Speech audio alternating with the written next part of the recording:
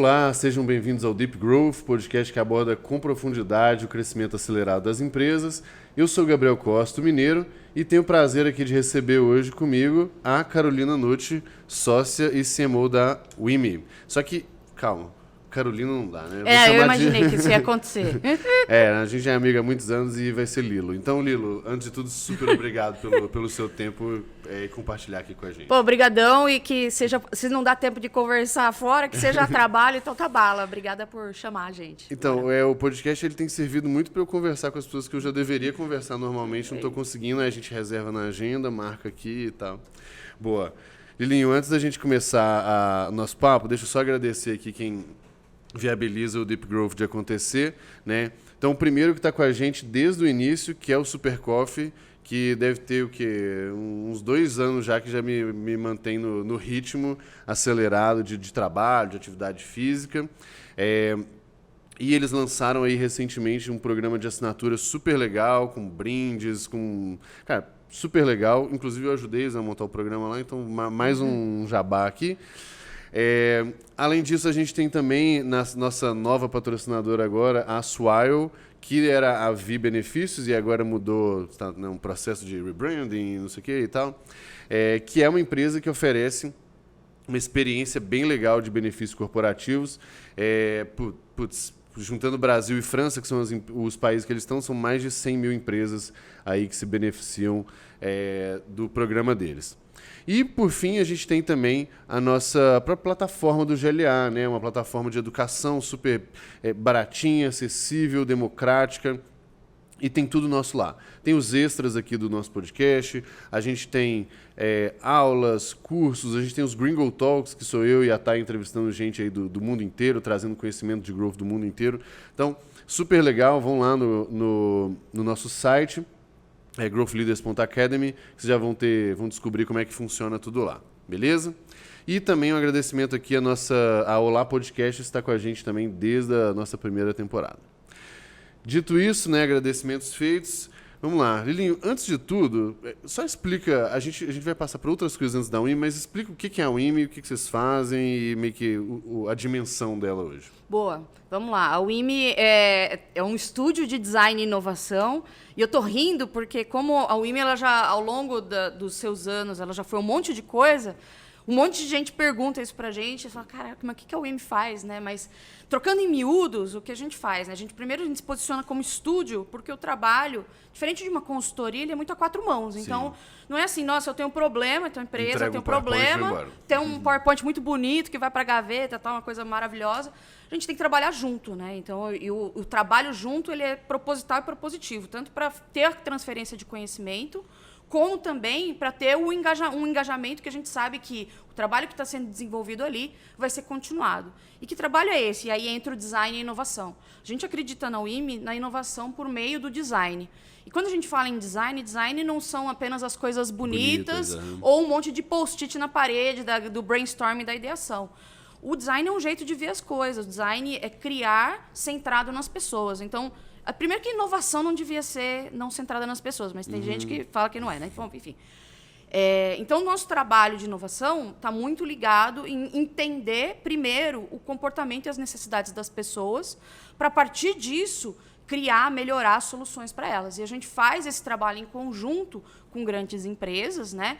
Que tem muito legado, tem muita experiência, tem muito conhecimento de mercado, mas estão passando por um processo de transição para um contexto digital. E, para isso, não necessariamente o modelo de gestão, as abordagens, os métodos que trouxeram elas até aqui vão ser as que vão levar elas para cá. Então, nesse sentido, a gente traz a abordagem do design, a gente traz métodos ágeis, mas num sentido não da buzzword, mas muito de descomplicar, de traduzir e de trazer para a prática das grandes empresas para desenvolver novas soluções, novos produtos, novos serviços centrados nas pessoas. Boa. A gente vai entrar um pouco mais, bastante na WIMI ali na frente, mas antes eu quero, assim, apesar de ser um podcast, né, oficialmente de growth ali, várias vezes que eu dou umas piradas filosóficas, a galera curte porque bate com vários desafios que elas têm também, de trabalho, de vida e tudo mais.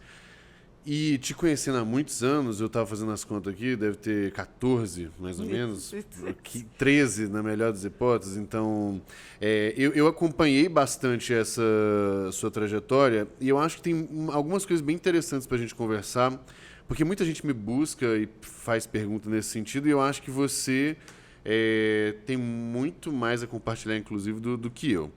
E do que eu estou falando, né? Você sabe muito bem, mas para as pessoas aqui que estão ouvindo e vendo a gente, que eu estou falando. Na prática, você teve, acho que 2 ou 3 grandes transições, assim, falando de carreira, de jornada e tal. Me corrija se eu estiver errado. Primeiro, você começa no jornalismo, Sim. Depois você migra para engenharia, aí depois você entra numa empresa tradicional, né, a 3M, fica muito tempo, e depois faz essa transição para um mundo, vamos botar assim, mais ágil, mais moderno e tal, que é o caso da UEM. E essas mudanças, elas acabam sendo traumáticas, não acho que é o termo, mas no mínimo intensas, né? Sim. Então, me conta um pouco desse fluxo aqui, que eu já iniciei, mas o que foram essas grandes transições e o que foi o marco ali de uma para outra, sabe? Boa, vamos lá. Bom que você trouxe esse assunto, porque primeiro que a gente já conversou muito disso, você já foi pivô de algumas dessas transformações. E eu acho que, principalmente, quem trabalha com growth não necessariamente começou trabalhando com growth. Aliás, muito provavelmente não. Então, isso exato. por si só já implica em uma mudança, né? E eu vivi todo tipo de mudança. E eu acho que, à medida em que eu fui mudando, eu fui aprendendo os macetes. Eu acho que a ideia é compartilhar. Então, bom, primeiro, sendo filha de japonês, né? Meu pai queria que eu fosse o quê? Engenheira, médica, advogada. E eu escolhi ser jornalista. Então, a primeira, na verdade, não foi uma mudança, mas foi convencer meu pai de que eu queria ser jornalista, né? Então, comecei a trabalhar cedo, comecei a trabalhar com 16 anos e eu trabalhava com automobilismo, que era uma parada que, não vou escrever sobre política, não vou escrever sobre economia com 16 anos, mas sobre automobilismo dá, porque era uma parada que eu curtia e tal.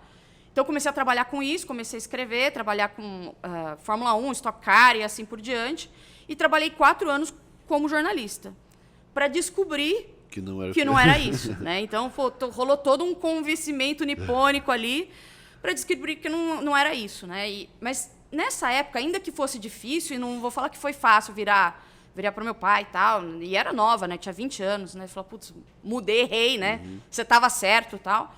É muito mais fácil, porque eu não tinha filho, não tinha nada. Então, falou, tem que mudar. Então, meu pai falou, beleza. Surpreendentemente, ele falou, tudo bem, passa numa pública de novo, estuda, se vira. Se puder escolher engenharia dessa vez, né? Agradeço. E aí eu fui para engenharia muito no sentido de falar, putz, me iludi com o jornalismo de certa forma e resolvi ir para aquilo que eu falei, sei fazer conta, né? Parece que faz sentido, vou fazer engenharia, né? E caí na engenharia química, foi onde a gente se conheceu lá na Unicamp. E ao longo da faculdade eu também fui descobrindo que puta merda, não é isso também. Mas aí a gente fala, eventualmente a gente tem que se formar, e uma coisa que você vai concordar comigo, a faculdade ela vai ensinando a gente a se virar, né? Principalmente faculdade de engenharia, a gente não tem bons professores, a gente tem bons amigos, a gente se vira, a gente se enfia em um monte de coisa, a gente se conheceu em empresa júnior e tal. Então, eu segui a faculdade, mas já sabendo que eu queria mudar de novo. Então, até trabalhei um tempo como engenheira para ter certeza que não era isso mesmo. Nossa, igual eu. Então você fez a mesma coisa. Bem rápido. Fui para a indústria, tal, trabalhei como engenheira de processo, falei, não é isso mesmo. E aí eu falei, não é isso, mas eu acho que é um meio termo entre humanas e exatas, né? Eu acho que, o marketing, ele traz uma boa mescla entre humanas e exatas. Eu só precisava encontrar a empresa que me aceitasse como eu era, né? Engenheira não praticante e que queria trabalhar com marketing. Essa empresa foi a 3M. Então, passei num programa de trainee, fui para diferente dos amigos, eu fui para uma carreira mais tradicional e entrei no programa de trainee da 3M. E fui, então, para trabalhar com marketing em multinacional. Só um parênteses. Diferente dos seus amigos, você foi para uma carreira tradicional, né? Porque a bolinha nossa aqui, tudo o povo foi, né? Isso, diferente desses amigos. E então fui para a carreira tradicional na 3M e cheguei lá para trabalhar, então, com marketing na multinacional. E aí teve algumas coisas nesse sentido, porque, primeiro eu achei que ia trabalhar com marketing e meu diretor, na época, falou, vai trabalhar com vendas. Então, putz, e eu fugi de vendas igual o diabo foge da cruz, né? Você fala, puta, vendas e... Eu lembro quando eu contei pro meu pai que eu ia trabalhar com vendas. Eu falei, puta, minha filha, engenheira formada, nossa, uma estrela, vai ser vendedora. Se fudeu e tal. Então, eu trabalhei 2 anos em vendas, então, dentro da 3M, fui trabalhar 2 anos em vendas, comi o pão que o diabo amassou lá e ganhei uma casca. Putz, naquela época, se eu pudesse falar, puta, é isso mesmo, tinha que ir, né? Então, fui para vendas para depois voltar para o marketing, né? E aí segui, né, 5 anos dentro da 3M em marketing, tanto no B2C quanto no B2B. E ao longo desses 8 anos na 3M, cara, foi uma escola bruta, porque multinacional, ela te dá um leque de possibilidades bruto, assim, bizarro. Principalmente a 3M, que dentro de uma empresa tem 40. Muita coisa, então, né? Exato. Não sei se todo mundo conhece assim, o leque de divisões da 3M, mas numa mesma empresa os caras fazem estetoscópio, esponja para lavar louça, fluido para apagar incêndio, post-it, curativo e por aí vai, né? Então, eu tive a oportunidade de trabalhar com mercados muito diferentes numa escala grande, né? Então, projetos globais. Então, tem todo um glamour ali, né?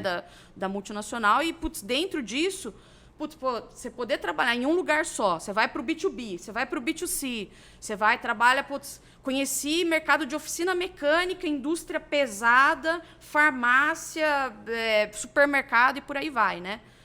Só que, ao mesmo tempo, né, a multinacional... Eu acho que você vai equilibrando ao longo, né, dessa jornada, você vai vendo o que funciona e o que não funciona. E por muito tempo funcionou, porque enquanto você está aprendendo, enquanto a jornada tá valendo a pena, você vai. Mas chegou um ponto que o negócio começou a desbalancear. E aí eu falei, quero procurar coisa nova.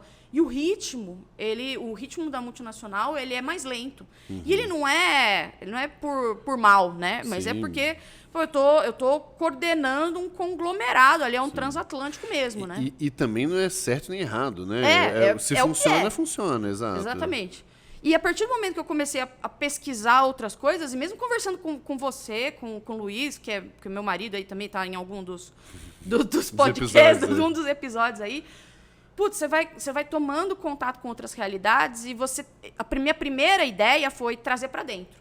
Falou, o mundo está mudando, preciso trazer outras coisas, que é muito, inclusive, da lógica da própria WIMI, né? Você falou, poxa, preciso trazer diferentes abordagens para evoluir, manter a relevância de uma multinacional, né? Só que, putz, eu brinco, eu tinha amigos lá que a gente brincava, que falava, putz, parece que você tem um departamento de prevenção a vendas dentro da empresa. Você fala, porra, parece que o sistema ele depõe contra, mas não é de propósito, porque a estrutura ela foi feita assim, né? Então, primeiro... E que também tem vários ônus e bônus também, né? O fato de você ter uma estrutura rígida e tal, você impede, provavelmente, que um tanto de erro grande aconteça, você impede que o nego faça muita besteira. Só que o preço que você paga para isso é isso. Às vezes são muitos processos, tempo de resposta, níveis de aprovação malucos e tal. E que aí parece que é o departamento de prevenção a vendas, porque daria para ser mais rápido? Cara, isoladamente sim. Mas se você começar a ter isso, aí tende a ser o caos, né? Falando uma operação global e tudo mais. E é por isso que, inclusive, pegando o gancho das buzzwords aí, das palavras da moda, não adianta você falar, nossa, a multinacional vai virar startup. Não vai. Eu consigo fazer células, eu consigo importar algumas práticas, mas você não tomba a operação. Até quebrar umas regrinhas ou outras, mas tem um limite muito claro, né? E aí, putz, a partir do momento que eu fui sentindo isso, eu falei, nossa... E eu lembro quando a gente sentou num final de ano, né? A gente conversou, né? E eu lembro que você falou, então por que você não muda? E foi engraçado porque eu mudei várias vezes de carreira, mas só que dessa vez o custo era mais alto. Porque, mãe, filho pequeno, né? Eu tenho uma filha de 4 anos, na época ela não tinha 1. Eu falei, vou mudar, vou sair daqui do glamour da multinacional, a carreira e tal... Aquilo, você falou, putz, era muito mais difícil. Então, mudar quando eu tinha 20 anos é uma coisa, mudar agora é outra, né? Então, aquilo ficou na minha cabeça, eu guardei, e eu mesma demorei, eu fico zoando a multinacional, mas eu mesma demorei alguns meses para falar, opa, acho que faz sentido eu analisar isso. Mas sabe o que é interessante? Até colocando o outro lado aqui da história, né? eu acho que eu acabei tomando algumas decisões aí de vida, de carreira, cedo, exatamente num contexto onde eu não tinha muito, né, não tinha muito o que perder. E aí um mix, eu acho que de sorte com, sei lá, universo, Jesus, quem que você quiser envolver nesse processo aí, eu acho que me ajudou a meio que me resolver antes. Beleza, então essa já foi uma delas. E o que mudou muito foi que a gente, né, pessoalmente, a gente sempre conversou muito sobre essas coisas, mas especialmente naquele dia, era diferente o nível, vamos botar assim, de frustração, de cansaço e tal. O que todo mundo passa pelos seus desafios diários lá. Então não é que eu chego para todo mundo que eu tô conversando tá com desafio, por que você não muda tudo da sua vida, né? Sim. Só que naquele momento foi, eu acho que além de ter sido um negócio muito consistente, do tipo, cara, tem muito tempo que esse negócio já não tá muito redondo, mas especialmente ali foi assim, putz, claramente parece que atingiu um ponto. Desbalanceou, né? Isso, exato. Que eu acho que é difícil de voltar. E aí foi muito engraçado, porque a pergunta foi exatamente essa, mas a pergunta nem foi essa, do porque você não muda. Eu lembro, a pergunta foi, então o que você tá fazendo aí ainda? E aí bugou. Na hora. Bugou. Tão simples quanto isso, né? E é isso. E muitas vezes, né? Uma vez que você não tem uma resposta tão na ponta da língua para uma pergunta tão simples, na verdade, o processo de decisão, e ainda mais isso, quando a gente tem um peso maior, não adianta ser na pressa, na loucura, porque senão daqui a 3 meses, 6 meses, você tá pior, Exato. Você tá arrependido, você tá não sei o quê. Então, até te explicando, acho que nunca te expliquei isso, mas a perspectiva que eu tive foi exatamente essa de, cara, não, entre essas assim, não me parece uma reclamação trivial com alguém que tá numa semana ruim. Sim. Parece que é um negócio que, assim, não tem uma volta mais. E aí, quanto mais você fica, mais difícil é. Não, e aí depois que quebrou o vaso. Você não depois que você viu, aí você começa a reparar tudo, né? Exato. Então, a partir daquele momento, eu falei, poxa, por que eu continuo, né? E o que está acontecendo aqui? E foi bom até, eu brinquei sobre o tempo de decisão, no final, entre aquela nossa conversa e eu, de fato, tomar a decisão de sair, foram 10 meses, né? Uhum. E foi uma jornada importante, inclusive, para eu ter a segurança de que a movimentação era correta, né? E de preparar o terreno. Para não sair na louca, para me preparar, para buscar as possibilidades corretas. Então, não foi na loucura, né? E ao longo de tudo isso, eu brinco que eu passei pelo dilema da prisão. Uhum. Porque, como a multinacional, porque, puta, sou super agradecida ao que eu passei por lá, mas sempre que você está num momento que você não está bem, mas você, de certa forma, você está acomodado, você está numa prisão, né? Então, você fala, putz, aquele primeiro dia é como se eu tivesse ali, tô na minha cela, olhei por fora ali, eu falei, putz, olha a grama lá fora. A grama lá fora parece muito massa. Só que o tempo vai passando e você também fala, pô, mas tem almoço, tem janta, tem banho de sol, né? Pô, meus amigos, meus companheiros de cela são super gente boa. Pô, eu vou ficar, né? Então, você vai vendo e você vai... Então, o tempo todo eu tava... eu fico ou vou, né? E eu lembro, assim, teve um momento que, ao longo, né, desse debate, a gente foi conversando, né? E eu acho que o primeiro ponto para eu ter certeza se eu quero ficar ou se eu quero ir, vamos conversar. E eu comecei a conversar com pessoas de outras empresas, principalmente pessoas que não trabalhavam em multinacionais, né? Então, para eu entender como é que era o dia a dia, pessoas que fizeram essa transição antes, entender ônus e bônus ali, e fui começando a me acomodar. Deixa eu fazer uma pergunta aí, na verdade, que eu acho que é um ponto interessante. E eu acho que para quem está buscando algum tipo de transformação nesse sentido, eu acho que é um passo obrigatório.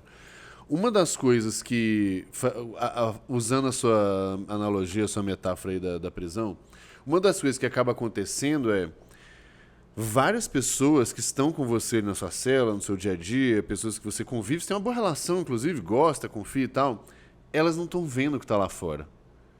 Então, é muito difícil ter uma conversa lógica, racional com essas pessoas, porque, eventualmente, você fala assim, puta, eu tô afim de sair. E aí vem exatamente 8 pessoas que trabalham com você e falam assim, cara, mas, pô, aqui... Não é que é uma prisão que você tem uma comida ruim. Porque esse é um ponto importante. Não, é uma delícia. A prisão é a comida gostosa. é boa, é um chocolatinho ali, é o bônus ali, é um não sei o que ali. Então, quando você tem essas pessoas meio que, tipo, te segurando, talvez seja mais difícil ainda o processo. E o game começa a mudar quando você passa a conversar com gente que está lá fora. Né? Então, eu acho talvez uma pergunta que... Dito isso, o quanto que isso realmente acontecia das pessoas internamente ali e o quanto que... Talvez uma dica para quem está nesse momento, o que ela realmente precisa fazer para... Não é nem não ouvir as pessoas, mas ter uma perspectiva um pouco mais completa da coisa, sabe? Isso que você falou das pessoas que estão dentro, primeiro que a visão da prisão era minha, né? Não necessariamente era das outras pessoas. Porque, putz, é o que você falou, não é certo nem errado. Tem gente que gosta, tem gente que não gosta, tem que ter um momento. E, putz, pra mim, o momento em que eu estive ali foi muito importante pra mim em termos de carreira, né? E eu não primeira coisa, eu não conversei com todo mundo, porque isso é alarde, né? Você sabe como que é departamento de escadas e corredores, né? Se você começa a falar, pode falar, nossa, ó, tá falando que vai sair, que tá ruim, né? Então, eu tinha ali 2, 3 pessoas muito de confiança com quem eu fui trocando, né? Essas ideias, falei, pô, tô pensando nisso e tal, né? E realmente, né? Então, eu tinha um amigo, tem porque tá vivo, né? Que ele falava, eu entendo o que você tá falando, eu sinto que você tem que ir, mas eu gosto demais daqui. E eu vou ficar e tá tudo bem, né? E outros falando assim, nossa, você tem que ir, né? E a conversa com as pessoas de fora foi importante para eu entender realmente o que está lá fora. Isso. Né? Que chove, que faz frio. Que também não é essa benesse toda, né? Você fala, nossa, não é só uma vida de glamour. Porque, aliás, tem mais glamour dentro da prisão do que fora, inclusive, né? Então, balancear esses pontos foi importante. E não foi assim, 1, 2 conversas. Pô, foi 15, 20, né? Entre pessoas que várias pessoas foram me indicando e que eu fui ponderando, eu fui somando ali para formar minha percepção e fui balanceando, né? Falei, pô, fico ou não vou, né? E à medida que eu fui fazendo a conversa, ela tem um quê de despretensão de conhecer, por outro lado, tem uma questão de fazer contato, né? Porque se eu estou pensando em sair, eu também estou pensando em quais são essas possibilidades de saída, né? Então, ao conversar, eu também estou construindo uma nova rede de relacionamentos que é diferente dos meus companheiros de cela, né? Então, exatamente. Então tem os dois lados aqui. Um ponto que você falou aí das pessoas e do ambiente e tal, não sei se você provavelmente lembra dessa época, né? Que eu estava na Empreendemia e eu fui para a Unilever porque era exatamente assim, cara, eu preciso tirar esse peso de nunca ter trabalhado na minha área e tal. E assim que eu entrei lá, primeiro que eu tive certeza absoluta que não era o que eu queria, apesar de adorar a empresa e adorar as pessoas lá. E as próprias pessoas também meio que assim, cara, não é o lugar pra você. Não... Tanto é que quando eu falei que eu ia sair, os caras falaram assim, porra, mas faz muito mais sentido mesmo e tal. Então, quer ver, ó? Sei lá, das que eu olhei recentemente, todas ainda estavam lá, sabe? E tá tudo bem. Exato. Por esse negócio. Mas a gente também conseguir abstrair o que a pessoa acha bom porque é bom pra ela e do que é bom pra você é muito importante nesse processo como um todo, né? Não, com certeza. E ao longo à medida que você vai separando o joio do trigo aqui, vai ficando mais claro para você também. Então, para as pessoas, para você, vai fazendo sentido na jornada. E aí, no final, assim, né, à medida que eu fui... Falei, putz, acho que eu vou. Uma outra coisa que eu fiz, além de conversar, foi trazer um pouco da realidade de fora para dentro. Então, eu conhecia o IME como cliente da 3M. Então, pela 3M, eu falei, poxa, eu tenho formas de testar o mundo lá de fora aqui dentro também. E testar novas abordagens, novos métodos, interface com novas empresas, né? E acabei conhecendo a IME pela 3M, acabei trabalhando com pessoas de uma outra realidade. Então, eu falei, pô, como é que é trabalhar aqui? E eu lembro, a primeira vez que eu entrei na UIM, eu falei, putz, eu vi um Stormtrooper na porta, as pessoas se abraçando, né? Aquele lugar que eu falei, putz, é aqui mesmo, é o meu lugar, né? Mas brincadeiras à parte, foi uma forma quase de prototipar a minha saída, né? De trazer para dentro Dar uma ensaiadinha no negócio. E sentir e trazer, lógico, o ganho para dentro da operação do 3D, mas também para fora também. E aí, putz, já meio que foi a minha tomada de decisão final. Falei, putz, agora é a hora de sair. E o surpreendente, né? Na hora que eu saí, quando eu pedi demissão de fato, eu achei que o povo ia falar, tá maluca.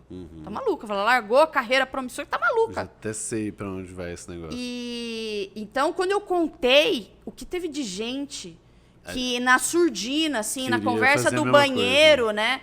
Me mandou mensagem no particular, falou, putz, que coragem. Como que você fez? Porque teve um gerente bem alto ali na cadeia alimentar, né? Que falou assim, putz, quisera eu ter tido a coragem de ter feito isso 10 anos atrás. E hoje, putz, não consigo. Eu escutei isso mas não foi de uma, duas, mas foi de dezenas de pessoas. Que falou, pô, gostaria de testar, tenho medo, não sei. E outras pessoas falaram, pô, não, simplesmente amo aqui. Parabéns, né? Show e tal. Mas existe um medo de mudança. E as pessoas precisam conversar, né? Que seja no paralelo, mas conversar com outras para ver se isso é possível. E esse, para mim, essa é uma das coisas, sinceramente, assim, mais importantes. É por isso que eu queria trazer esse assunto, e nós vamos passar praticamente metade aqui do nosso conversa sobre isso, porque é exatamente o ponto que eu falei. Quanto mais tempo você demora, mais difícil é. Mais difícil porque você não tem o gasto que você tinha antes, você querendo não vai aumentando seu salário e numa mudança, muitas vezes você tem que dar um passinho para trás para dar alguns para frente, ou no mínimo, né, dar uma estabilizar ali. Tem contexto de família, tem contexto de tudo isso. Então eu acho que o medo...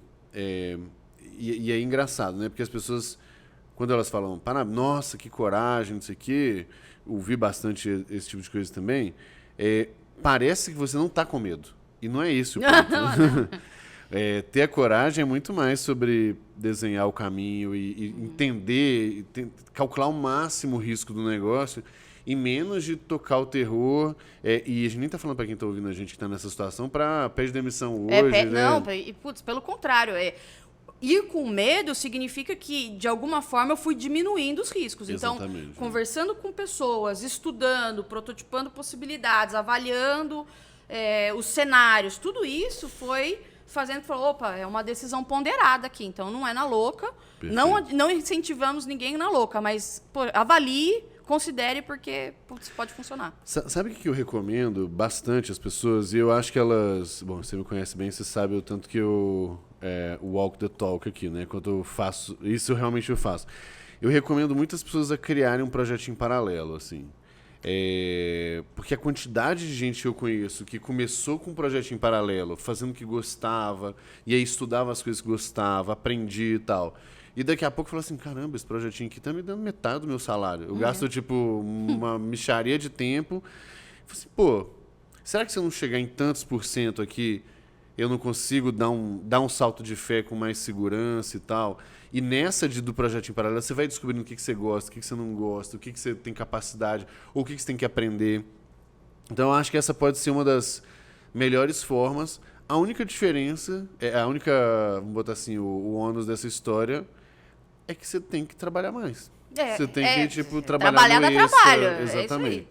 Então, acho que é por aí, assim, eu acho que a dica para quem eventualmente quer fazer um movimento, entende que tem um potencial, ou que, sei lá, tem vontade, mas que, não deve chutar o balde, 2, né, pondera os riscos, e 3, mitiga do jeito que der. Seja fazendo, às vezes, um pé de meia para você falar, cara, vou me dar a chance aqui de ficar 6 meses batendo a cabeça e tal, ou fazendo um projetinho paralelo. O importante é entender que quanto mais segurança você quer, mais você vai ter que investir. Seja o seu tempo, seja sua grana, seja o que quer que seja aí, né? Uma outra dica que eu dou, e eu lembro de uma das primeiras conversas que eu fiz quando, na mudança, foi com... Não sei se você conhece o Juliano Dutra. Eu sei quem eu não conheço ele. E eu lembro que eu fui... Ele falou assim, nossa, você chegou conversando comigo toda derrotada, né? Que eu falei, nossa, a pobre menininha da multinacional, toda tradicionalzinha, não sabe nada, né? E ele falou, valoriza o seu histórico. Sim, conta a Você história. tem um monte de coisa, e ele falou, valoriza e joga isso a seu favor para que a mudança não seja tão brusca. Então, beleza, você vai de multinacional para startup, mas e se você for para uma startup que vende para multinacional? Então, você aproveita esse conhecimento. Ou você trabalhou num segmento específico, trabalhou com farmácia. Vai para uma empresa de saúde. Você tem na sua jornada muita coisa que você pode aproveitar para que o shift não seja tão pesado. E a outra coisa que ele falou foi na hora que eu tomei a decisão, eu falei, nossa, Ju, e se der errado? Ele falou, mudando de novo. Né? E para mim era uma das frases mais óbvias. Ele falou, eu mudo de novo. Ele falou, depois que você acostuma, que você entendeu a lógica, você consegue. Se você precisar mudar de novo, você pode. Né? Lógico, com todo o risco calculado aí no processo. É muito bom esse ponto, porque eu falo muito com meus mentorados, a Bel também, minha esposa e tal. Muito do que eu falo, que o exercício que eu faço, que me ajuda a ter muita calma no meio do caos, é o que é o pior que pode acontecer. E aí, quando você começa a mapear o pior que pode acontecer, é assim, pensa nessa transição. O que é o pior que pode acontecer? Cara, eu não consegui me realocar assim assado. Então tá, você tem algumas opções. Será que tem portas abertas que eu já posso deixar aqui, ou combinar caso dê zica? Essa é uma delas. 2, o pé de meia. 3, o projeto paralelo. Então, quando você vai construindo essas coisas, mapeando o que é o pior que pode acontecer, e vai mapeando, você fala assim, tá, pior das hipóteses, eu gasto uma grana que eu juntei. Não tem ela ainda? Tá bom, então vou ter que passar um tempo. Pior das hipóteses, eu tenho que reduzir meu padrão de vida. Tô disposto? Para onde que eu tenho que reduzir o que eu tô disposto?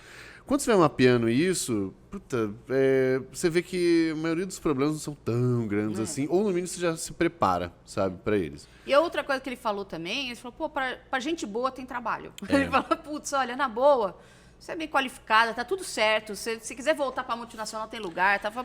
Você vai arranjar algum lugar, tá tudo bem. Mas até um ponto importante dessa aí, até pra gente fechar esse bloco, uma das perguntas que tinha aqui era qual o maior medo nesse processo como um todo. E apesar da gente estar falando de vários medos mais racionais, do ponto de vista financeiro, do ponto de vista de trabalho, do ponto de vista de família, isso aqui, sinceramente mesmo, e aí vou falar de uma forma genérica, mas eu acho que isso aplica para todo mundo, eu acho que os maiores medos nesse caso são muito de aprovação social total, ou o seu ego, a sua moral e tal.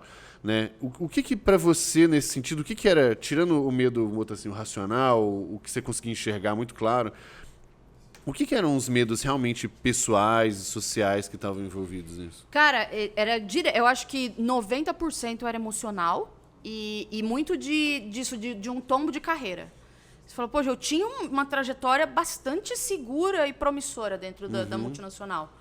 E eles falaram, nossa, a menina saiu, e aí eu lembro que eu ouvi isso também de uma pessoa lá dentro da empresa, falou assim, quando tudo der errado, você me liga, que eu consigo fazer você voltar.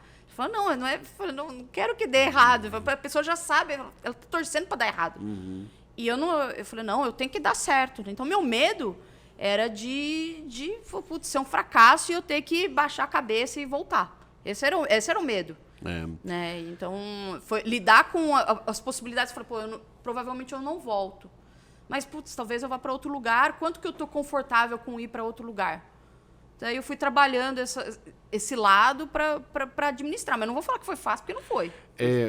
Para mim ainda, dentro disso e dentro dessas coisas, eu acho que o social tem um aspecto, mas eu acho que o maior medo de todos mesmo é de ferir o ego, sabe? De ferir, meio que, teoricamente, eu estava muito bem, eu sou muito boa, e isso a gente corre o risco de... Será que eu não sou tão boa assim? E no fim do dia, eu acho que é uma grande de uma besteira, não que eu não tenha passado por isso também, mas grande de uma besteira porque, historicamente, se você... Garanto pra vocês, se vocês conversarem com todas as pessoas mais bem-sucedidas que vocês conhecem, a quantidade de merda feita no meio do caminho é enorme, entendeu?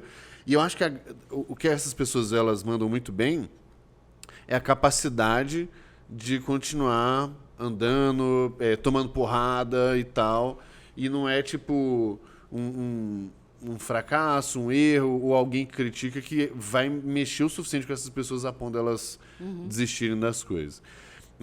Então, como eu falei, né, é um pouco mais filosófico aí, porque a gente fica caçando essas racionais, mas no fim do dia, muitas vezes o dinheiro, se você consegue se planejar e tal, mas ainda assim fica aquele medinho, sabe? Fica um ranço. Boa. Bom, vamos entrar na WIMI aí agora, que de um ponto de vista agora menos filosófico, um pouco mais pragmático. Vamos lá, o que é o seu papel como CMO lá na WIMI e meio que como que a WIMI cresceu nos últimos anos? Que agora sim muito relacionado ao tema do podcast aqui. Boa, vamos lá. Quando eu fui para a WIMI ela sempre trabalhou com esse modelo de serviço, né? Mas não tinha nenhum time de marketing, nenhum time de vendas, não tinha nada, né? Era muito no boca a boca, porque sempre conseguiu fazer bons projetos, ter um bom relacionamento com as empresas que continuaram lá e o recomendavam para outras. E nada melhor do que também uma máquina nessa linha que continua funcionando, inclusive, né? Mas para você dar um próximo passo de escala, você precisa organizar, estruturar essa lógica de crescimento, né? Então, o convite, né, quando eu conversei, na verdade, eu queria ir para o WIMI de algum jeito, né? E a ideia, quando a gente começou a conversar, foi justamente isso. Falou, nossa, não temos nem marketing, nem vendas. Você topa vir aqui para organizar, né, uma lógica aqui, porque não tem nada, né? Então, era mato alto, né? E aí eu falei, pô, eu topo. Aí é bom demais. Eu falo que é o goleiro no pênalti. Falou, putz, não tem nada, né? Então vamos fazer. Falei, eu topo, mas eu queria fazer os dois juntos. Eu não quero ser vendas, não quero ser marketing. Eu acredito nas coisas juntas. E foi ter passado pelos dois lados na 3M me fez valorizar os dois e principalmente entender o quão prejudicial é a separação, que é muito comum, né? Putz, é aquela briga, né? Um conflito velado. Eu falei, pô, eu queria testar criar um time de marketing e vendas junto, do zero, né, misturado, né? E aí falou, putz, começou comigo, era, né, exército, né, de uma mulher só, exército zero, fazendo meio que de tudo um pouco, mas a primeira coisa que eu fiz foi entender, então, quem eram os clientes da WIMI. Então, quem que a WIMI estava atendendo, quem que atendia muito bem, que é a coisa mais simples possível, né? E era uma coisa interessante porque a gente, putz, atendia de tudo. Então, desde uma empresa muito pequena, a multinacional gigante, atendia do mesmo jeito, só que eu tenho graus de retorno e de match de proposta de valor muito diferentes. Falei, então, até aqui, aqui tem um gato aqui. Então, se eu estou sozinha, tenho pouca gente, né? Aproveitando ali, lógico, os sócios, as pessoas, eu preciso entender quem são os meus melhores clientes. Então, quem são essas pessoas, quem são esses perfis de empresa, no caso, porque eu estou falando de um mercado B2B enterprise complexo, né? Quem são os meus melhores clientes? Putz, são esses. Por que eles ficam comigo? O que eles têm em comum? O que eu estou entregando? Quais são os melhores serviços que a gente entrega para eles? São esses. Essas são as dores que a gente endereça. Como que eu, primeiro, expando dentro onde eu já estou, que é mais rápido. Então, o meu primeiro mato alto era nessa linha. E vender novamente para quem você continuar dentro de onde eu já estou. E principalmente em multinacional, isso conta muito, porque uma vez que você está dentro e você passou pela barreira de compras ali, 297 cadastros, putz, você está dentro, nossa, é uma joia, né? Então, falou, pô, primeiro, vamos continuar onde a gente está. E segundo, eu preciso atrair mais perfis de empresa como esses. E o destino dos recursos da operação, ele tem que ser desproporcionalmente maior para esse perfil de empresa. Por mais que eu queira atender todo mundo, não funciona, porque dá um trabalho enorme. Né? Você fala, putz, a gente já teve clientes menores que funcionaram. Mas o meu esforço para atrair esse tipo de cliente tem que ser zero. Se ele bater na minha porta, ele quiser comprar o projeto, beleza, o projeto é esse, tal, você pode comprar. Mas eu não vou atrás ativamente dele, porque o trabalho é enorme. Então, fazer essa segmentação de clientes, que é simples como isso, né? E trazer os recursos da operação desproporcionalmente na direção desses clientes foi o primeiro passo para drivar o crescimento. E aí, à medida que a fórmula foi funcionando, a gente foi crescendo o time. Hoje temos um time de 15 pessoas. Mas, putz, começou fazendo essa segmentação e aí trabalhando tanto em manter, no land e no expand aqui. Só que depois a gente falou, putz, para isso ganhar uma consistência melhor, eu preciso fazer o que a gente prega dentro da WIM, que é o design. Então, eu preciso entender o meu cliente, e aqui eu estou falando com toda a complexidade da multinacional, dessa jornada completa, como que eu ajudo o cliente a ir do início ao fim. Né? E não é só sobre eu adquirir, botar um monte de cliente novo para dentro de casa que vai embora, nem só eu ficar só com os clientes que já tem dentro de casa. Eu tenho toda uma jornada educacional que começa muito antes, e uma jornada de permanência e expansão que começa muito depois. E quando a gente começou a olhar para essa jornada, né, mapear, atualizar essa jornada e conectar a empresa inteira para isso, já não é mais o time de marketing e vendas. É eu conseguir conectar a empresa inteira numa visão centrada no cliente. Que é muito bonito você falar na teoria, né? Porque todo mundo fala, putz, é lógico que eu sou centrado no cliente.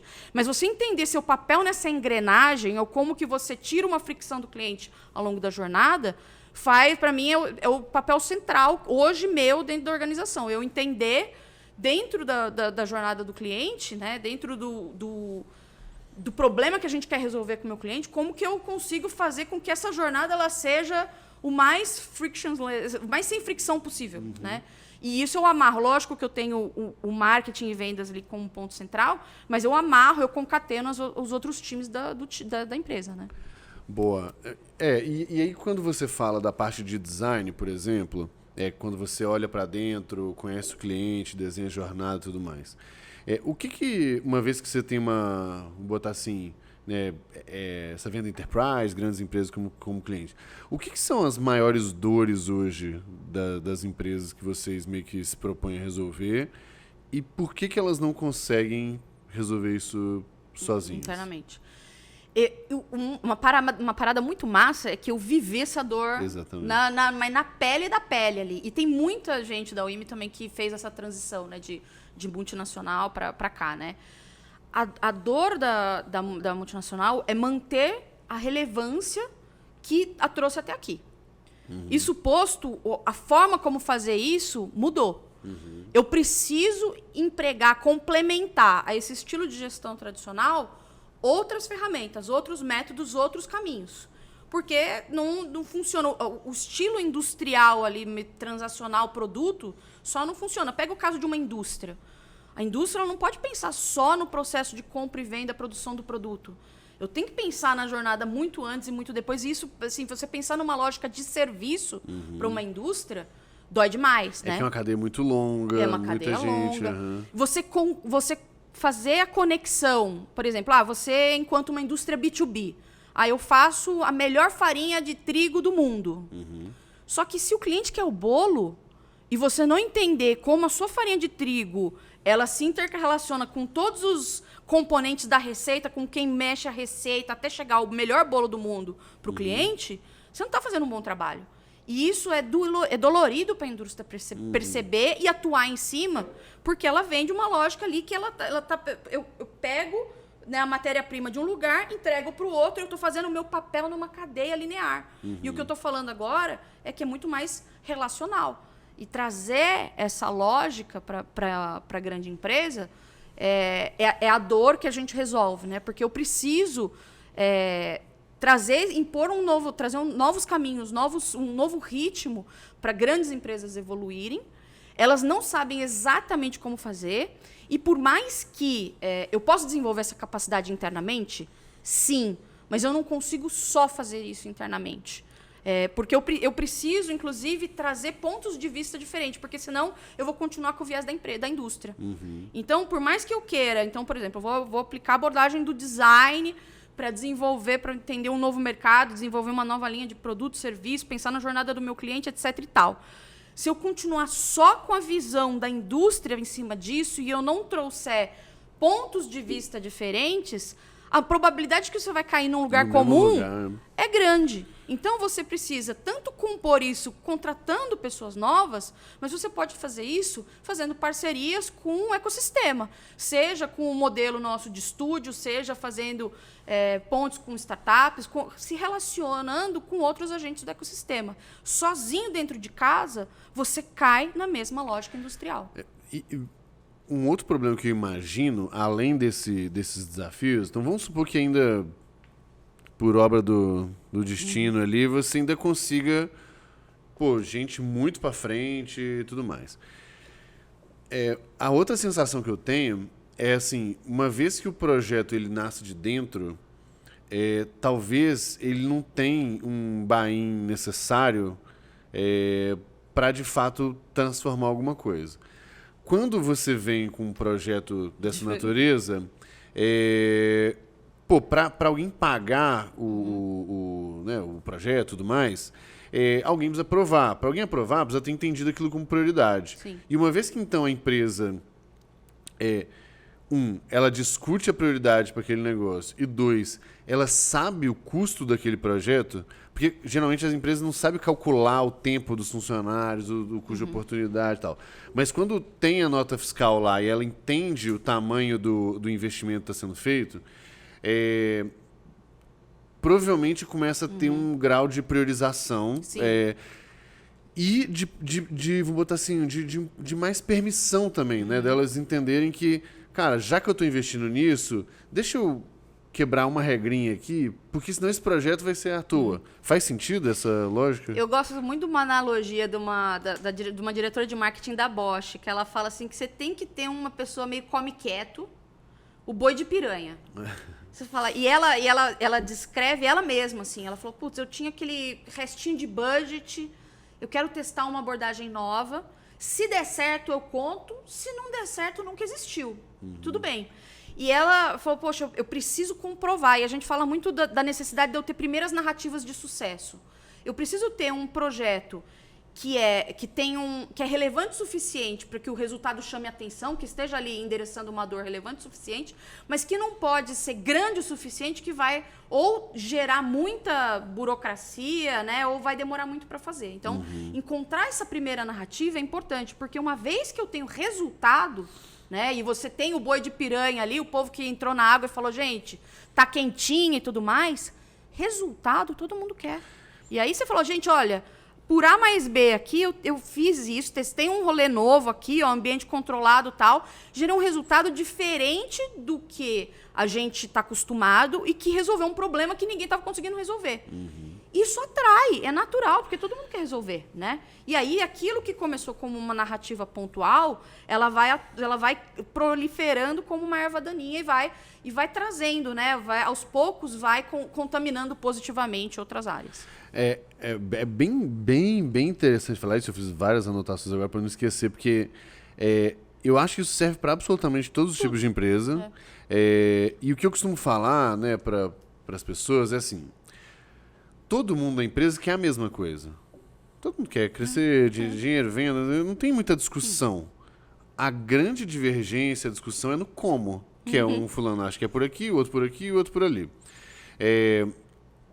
E aí a primeira coisa, eu chamo isso aí do que você falou, eu tenho um nome, eu falo que a gente sempre tem que ter 3 projetos em andamento. Tem os projetos de curto prazo, que são muitas low-hanging fruits, aquelas que, rapidinho você já alcança e gera um resultado ali. Tem os projetos de longo prazo, que são coisas que você tem que investir desde agora para colher lá na frente. E eu falo que esse aqui é o terceiro nível de projeto, que são os projetos backstage. Ninguém está vendo nada, está tudo ali no fundo do negócio, pouca gente sabe. E é exatamente isso. Se der certo, você capitaliza, se der errado, vai para debaixo do tapete e boa, né? E quando a gente faz isso, é exatamente a lógica das pequenas vitórias. Porque se você começa a entrar numa discussão ideológica, né, do tipo, eu acho que o meu caminho é melhor e você acha que o seu caminho é melhor, a gente começa a discutir, ganha a discussão quem é mais bem pago. Né? Simples assim. Quem tem mais poder acaba decidindo. Quando eu chego com alguma coisa para mostrar e falo assim, olha, fulano, meio que assim, tanto faz se é o seu caminho ou o meu caminho. Eu testei aqui, eu vi que esse caminho, eu botei um mínimo de esforço, já gerou isso aqui. Pô, imagina se a gente consegue envolver o time inteiro, alocar isso. Então, é super importante, é uma dica de ouro para as pessoas. E a última empresa grande que eu falei isso foi exatamente tanto a Natura quanto o Itaú. A Natura, né, pela minha relação com a Singu, e o Itaú porque a gente, pela gestão, acabou fazendo um processo de mentoria lá para eles. E os dois foi a mesma coisa. Eu falei assim, cara... o Itaú falou assim, cara, no fim do dia todo mundo só tá preocupado com bônus. Eu falo, não tem problema. Acha os números que vão impactar o bônus de alguém. Porque se ele vê que aquele negocinho pode melhorar o negócio para ele, que tem um incentivo alinhado, pô, maravilha, né? Não tem problema, tá tudo certo. Então, acho que essa dica aí é realmente uma dica bem importante e que ajuda a evitar discussão idiota. Essa que é a boa da verdade. Não, né? e veja que, assim, no final, o que a gente está tentando fazer aqui é chegar no meio do caminho e quebrar a resistência. Um primeiro ponto que você falou foi, poxa, dados, né, eu ter exemplos, você faz a pessoa pelo menos querer te escutar. Você fala, pô, então, né, é um jeito de quebrar a resistência. Como a gente lida com grandes empresas e muitas vezes perfil de alta liderança fala, poxa, não sei se eu vou testar, se eu quero tal, né? Mas fala, olha, tenho esses dados, já funcionou com fulano, ciclano, beltrano. Não adianta falar, nossa, no Google funciona assim. Preciso falar, olha, tá vendo essa empresa que é muito parecida com a sua? Então, funcionou assim. Isso já, opa, peraí. O segundo ponto, que é até uma lógica muito da cultura de experimentação de growth, é de você testar. Falar, não vamos implementar, vou apertar um botão, empresa inteira vai fazer isso. Vamos escolher um teste. Um teste vai, poxa, um teste eu topo fazer, né? Se der errado, beleza. Né? Então, é um jeito de baixar a guarda. E o terceiro ponto, quando dá certo, aquilo que você falou até do ego, do bônus, quando você vê alguém também prosperando porque o projeto deu certo, você fala, pô, eu vou seguir o caminho do cara. Esse também. aí eu acho que é o que eu falo que é o poder que mais faz as pessoas se mexerem, que é a inveja. Que é exatamente essa lógica, assim. Cara, a grande questão é, se eu entendi que alguém fez alguma coisa e deu certo pra ela, eu quero aquilo ali pra mim também, né? E uma dica que eu dou quando eu fazia muito teste lá na RD com vendas era assim, mudar qualquer coisa no processo de vendas é muito trabalhoso. E porque você tem que treinar todo mundo, tem que tal. E aí o que eu fazia? Eu sempre pegava algum vendedor que era mais pra frente, chamava o cara no canto e falava assim, cara, é o seguinte, tô querendo testar esse negócio, não faço ideia se vai funcionar. Mas se funcionar, pô, do caralho, você ganhou mais leads aqui, você aumenta suas chances de vender mais, ganhar mais dinheiro e tal. Se não funcionar, pô, beleza, você está me ajudando aqui e os novos testes eu vou testar uma hora ou outra, nós vamos acertar e você vai se dar bem também. E aí, tinha que ser alguém para frente que estava disposto a tomar aquele risco, ele ia ter que trabalhar uma semaninha a mais ali para testar aquele negócio. Era o primeiro começar a vender mais, o lead bater, que aí já começava uma movimentação para a coisa funcionar. Porque é isso, né? Tá resolvendo o problema da outra pessoa. Exatamente. Boa. E aí eu acho que tem um último ponto que eu acho que a gente pode entrar nele com mais calma, porque eu acho que pode ajudar muita gente. Muito do que eu falo, né, ali, né, do ACF, do arroz com feijão, eu falo sobre a gente conhecer o usuário, essas dores e tal. E eu falo que esse é o maior clichê do mundo dos negócios, e ele não é clichê à toa, ele é clichê porque é muito importante. E se eu não me engano, aí me corrige talvez a ordem, mas o que eu sei que existe, Uma das etapas, talvez a primeira, é o que vocês chamam de design research, né? Que é exatamente essa... Pô, antes de eu sair testando coisa, deixa eu entender o que está acontecendo, deixa eu entender as dores. E eu acho que vale muito a pena a gente entrar nesse negócio, porque absolutamente todas as empresas podem se beneficiar desse negócio, seja de um processinho mais bem feito, estruturado, mediado, seja um negócio mais roots ali, mas o princípio da coisa, para mim, ela é indiscutivelmente importante. Como que é o processo de vocês nesse sentido? Boa, vamos lá. Só para fazer uma introdução para o processo, quando a gente fala de que é importante você entender o seu cliente, todo mundo fala que mas por que é difícil você fazer isso? Porque geralmente a gente quer entender o cliente no olhar do conforto daquilo que eu sei muito bem. Ou seja, eu quero olhar para o cliente com os olhos da minha empresa. Falar, poxa, eu quero saber como que o cliente vai comprar mais do meu produto. Eu quero saber por que o cliente não usa o meu serviço. Eu quero sempre olhar para o cliente com os olhos da empresa. O design, ele prega uma inversão de papel. E é uma inversão desconfortável. Porque eu preciso olhar para a empresa com os olhos do cliente. E quando eu faço isso, eu estou olhando sob uma perspectiva que eu não controlo. E por isso que é desconfortável. Então, eu fazia pesquisa para só confirmar aquilo que eu queria, só ter um endosso, não vai adiantar. Eu fazia pesquisa só para eu fazer, e eu confesso que eu mesma já fiz muitas dessas na minha carreira, eu falo, putz, tem que fazer uma por ano, né? Vou fazer uma grande pesquisa de mercado aqui, mas sem um objetivo claro também não adianta, né?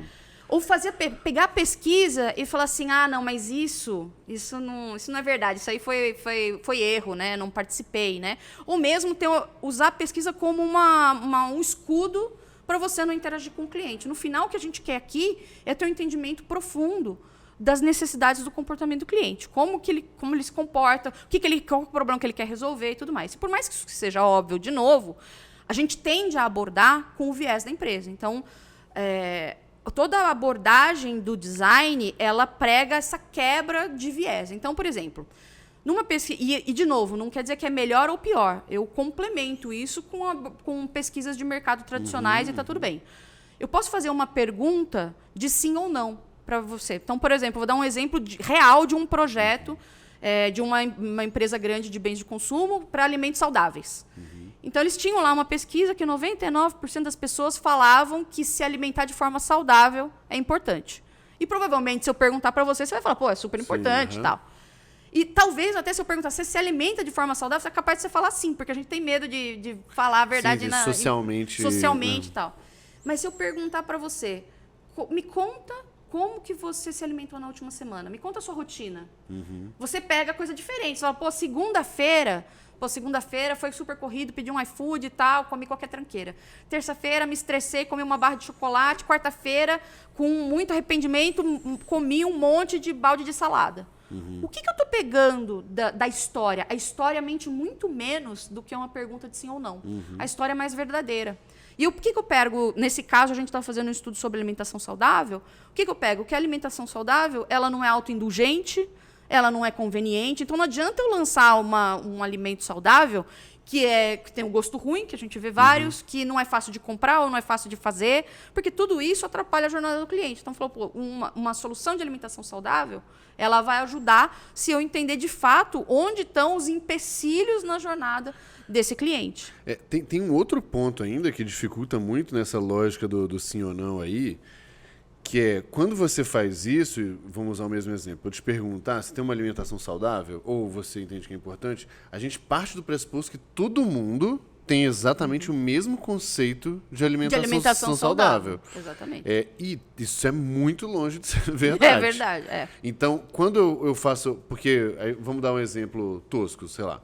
Às vezes tem uma barrinha de cereal X, que ela é super não saudável, né? Ela é um alimento ali, mas que na cabeça da pessoa o conceito de barrinha de cereal é saudável. É saudável.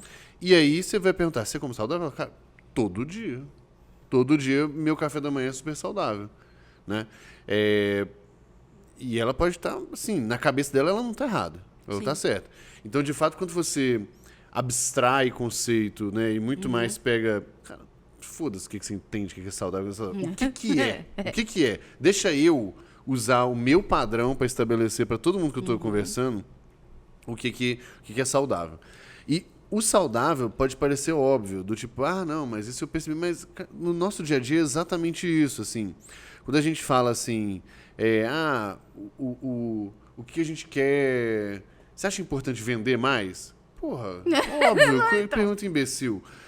Mas, se isso se reflete em prioridade nas tarefas da pessoa, no dia a dia dela. 2, se ela investe para fazer isso e tal.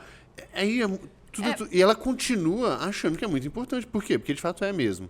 Né? Ou porque socialmente Sim. É errado se posicionar de uma forma diferente. Um outro ponto também desse entendimento mais profundo é que a gente está acostumado a ditar as coisas pela média. Né? Então, eu pego lá, 99% das pessoas acham isso.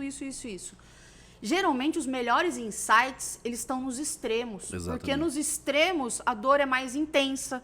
Então, quando a gente vai entender um determinado público, é importante eu entender quem são meus usuários extremos, quem pode estar sentindo aquela dor que eu posso resolver enquanto empresa de uma forma mais intensa. A probabilidade de eu achar um insight mais valioso aqui é muito maior do que eu me pautar pela média, porque a média ela tá anulando o extremo, na verdade, aqui, né? O que eu costumo falar, perfeito. Nossa, parece que nós combinamos um jogo aqui, porque tá foda. O que eu costumo falar é que a média, na verdade, ela puxa o que tem de bom pra baixo e puxa o que tem de ruim pra cima, né? Você melhora um negócio que tá ruim e piora um negócio que é muito bom. E geralmente nesses outliers também, a gente tem meio que assim... Tá, nem todo mundo vai ser outlier, mas como que eu atraio pessoas ou empresas ou com comportamentos ou desejos ou dores parecidas com esses outliers? Eu acho que o pulo do gato é exatamente isso, é tentar entender como que eu previno das pessoas chegarem naquela situação tão crítica e como que eu trago mais pessoas, né, que são apaixonadas com aquele negócio ou que curtem muito. E uma outra coisa que o design pega, né, então... Putz, entendi meu cliente, cavoquei um monte de insight, uma joia. Só que se isso ficar só na cabeça de quem foi lá entender o cliente, aquilo lá vai morrer também. Então, o design, ele gosta muito... A gente usa de ferramentas, artefatos para trazer as descobertas de uma forma tangível. Então, um mapa de jornada do cliente, ele não é só um PowerPoint bonito, mas eu consegui olhar de fato... Poxa, a jornada, né, etapa após etapa ali do meu cliente é essa, as atividades que ele realiza em cada etapa, né, não de uma forma linear, a gente sabe, né, mas macroetapas são essas são as dores, esses são o que influencia, essa é a interface que eu tenho com a minha empresa, isso é um material vivo, a todo momento eu estou vendo onde eu estou decepcionando o cliente aqui. Então, aquilo que eu descubro é uma forma de eu democratizar, a partir do momento que eu coloco de uma forma visual em um artefato, eu consigo democratizar esse conhecimento para mais pessoas da empresa. E se eu deixo esse artefato vivo, eu evoluo junto com as mudanças do meu cliente. Se mudou alguma coisa na jornada, eu adapto, eu olho ali. Se eu preciso priorizar uma melhoria de serviço, eu olho para onde dói mais na jornada. Então, isso é um direcionador de negócio. É uma forma de eu fazer a gestão da estratégia do meu negócio. Um mapa de empatia, quando eu olho ali para a informação da minha persona, não é algo também só bonito, né? Mas se eu precisar explicar para alguém, é muito mais fácil. Falar, nossa, eu estou falando, por exemplo, a gente tem uma persona da liderança de inovação de grande empresa na UIM, que é a Drica. Quando eu falo, gente, esse tipo de conteúdo é para a Drica. Todo mundo entende o que eu estou falando. É fácil, então eu consigo trazer, né, deixar mais universal essa centralidade no cliente. E o último ponto que eu queria trazer, não só do design research, mas é uma ponta final do design. O design research, ele está procurando, ele está descobrindo o problema, né? O momento de eu colocar um holofote no problema. O segundo diamante do design, que é de buscar o melhor caminho, né? Eu buscar a melhor forma de resolver esse problema. Geralmente, eu conheço o cliente no primeiro diamante, né? No primeiro momento ali, e depois esqueço do cliente. E eu não volto para testar, poxa, eu tive uma ideia. Tive uma ideia de uma nova solução, um novo serviço, uma melhoria, um tipo de comunicação, o que quer que seja. Eu não volto para pegar o feedback do meu cliente. E aí o cliente morre, né? No final, eu falo, gente, olha, fiz um trabalho ótimo, pontual ali, ficou num PPT bonito e morreu. Ou até aquele negócio do tipo, beleza, daqui a um ano eu atualizo, mas, porra, tanta coisa vai acontecer, tanta coisa você vai perder no meio do caminho. E até um negócio sobre o anterior que você falou, das ferramentas, dos mapas e tal. Mais do que tudo, sinceramente, eu acho que é uma ferramenta de alinhamento interno. De isso, todo exatamente. mundo entender a mesma coisa. Inclusive, você pode discordar das coisas ali. Mas, assim, o entendimento que a empresa tem sobre esse cliente é esse. Sobre a jornada dele, é assim, assim, assado. Sobre as dores, é essa.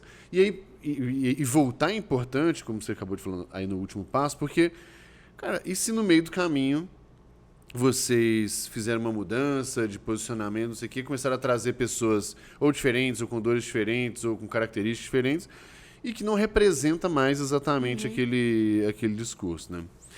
Então, putz, eu acho que daria um podcast inteiro sobre esse tema aqui, mas eu acho que como mensagem principal é exatamente de, assim, independente se a empresa é giga, multinacional, grande, pequeno, não sei o quê, esse princípio é o mesmo e funciona igual para todo mundo.